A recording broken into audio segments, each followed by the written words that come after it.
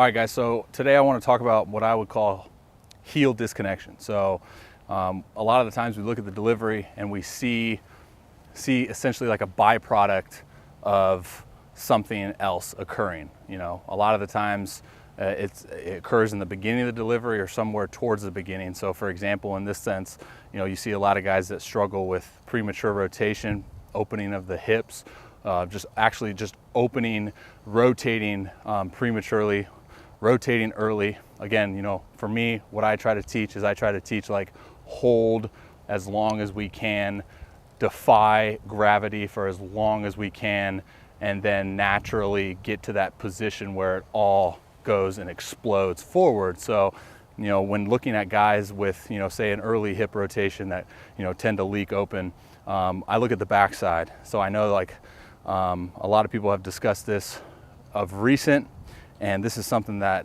I've been passionate about for a while because this is something that I really struggled with, and I still struggle with it in terms of, you know, optimizing as much power as we possibly can.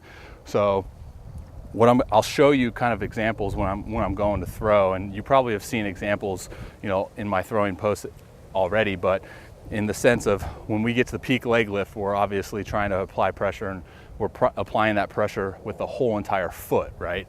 So when we come down from the lift, our direction is gonna say a lot, right? So are you coming down from your leg lift and your energy is kind of already leaking forward, even if it's just minimal?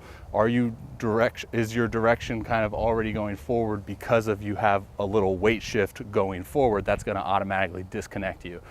Or, you know, are you opposite, where you get to this peak leg lift and you don't have the capacity in your hip flexors to be, you know, actually own that move. So once you get to a certain range, you know, your hip flexors tighten up and then your body has to compensate to go back a little bit, right? So you get to that peak leg lift, which you haven't owned, you go back a little bit. Even if it's just like the littlest thing, you go back a little bit. By that compensation, now your direction's off, but what happens, right? Your body has to compensate and get back online somehow. So then you have this little shift of back, forward, go. And again, these are all things that you can do, you can have. There's guys in the big leagues that throw 100 that do this, but again, it's optimizing what we have. We're trying to optimize what we have, right? So for me, my biggest problem has been just a leakage of force application to the ground. So when I come down from my lift, a lot of the times you see this back knee tend to crack over my toe, which is naturally gonna lift my heel and naturally gonna misdirect my energy transfer just even a little bit third base side and then correcting downside or downstream, right? So again, it's something that you can do and you can own. That compensation occurs, and you know, you have that little misalignment, misdirection, and you can have that and still throw hard. But for me, again, it goes back to the idea of like, are we maximizing 120%? For me, no. I look at times in my career where I've thrown my hardest, and it's a direct correlation to sitting in the glutes, applying force into the foot, and then having that back knee dictate my direction linear towards the dish, towards the target, and then everything happening at once. It's hard to do. Again, it goes back to having a movement capacity and strength capacity thing, whereas like if you can get into that move, if you can sit into a chair, you know, without that knee cracking over that foot, then you have the movement. You have it. It's just it's a motor control issue that we need to hammer, and that's why you see a lot of my early throwing progressions, you know, I'm getting into that and I'm forcing that brain body connection, that motion memory of like, hey, when we load that glute, when we load and we sit, I want this sit to occur like this, and then I want to break and I want my knee to be linear. It's tough, right? So a couple things that I think about, a couple drills I guess you can do is, I think first and foremost, it's about being mindful of the heel. I think if we can set aside some time in our throwing progression to just put all our emphasis on that heel placement and connection with that heel and drive, that's gonna help. It's gonna do wonders, right? Because a lot of the times as athletes, we've always been taught like balls of our feet, right? Balls of our feet are athletic, you know? So I think the motion control, the motion memory, the motor control of that kind of instills in a pitcher too. When you come down from your lift, you want to get into that most athletic possible position most possible athletic position. So your body already goes, oh, we know what that is. It's the balls of our feet. So then that heel gets disconnected and so on and so forth. So it's just hammering out super intentional reps, heel into the ground, heel into the ground, heel into the ground. If you need to overemphasize it, that's why I like step back stuff, where even if you want to hop into it, step back, hold, go.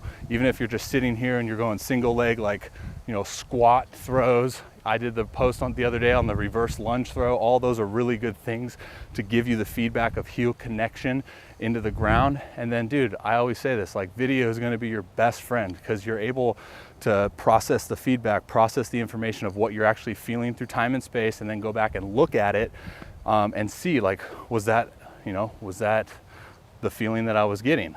If it's not, then you got to readjust and then constantly tinker with, all that stuff. It's what I do every single day. But yeah, hopefully that makes sense.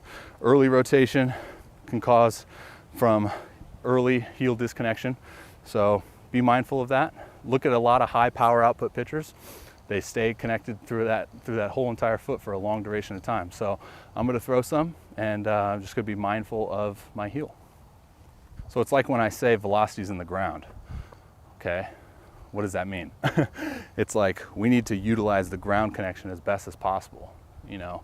For me, there's been times in my career where I've thought about that exact thing, and I've gotten deep into my hinge, or thought it was a hinge, but in reality I was quad dominant, right? We want to engage these. I look at this analogy, dude, like if you're going to be pulling from the floor, right? You're not pulling from a squat, even though I know I've seen people at the gym do that.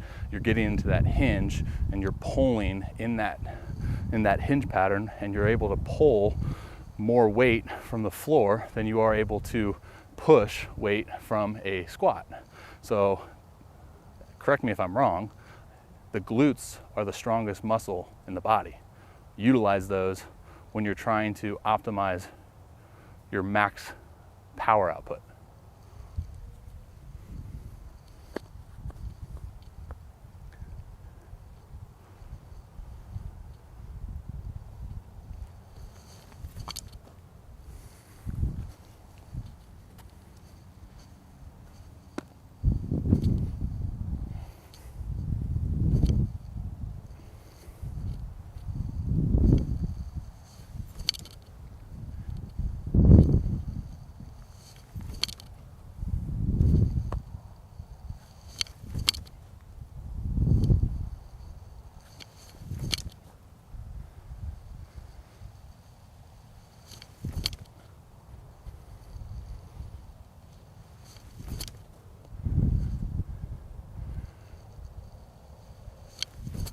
Doing it regular.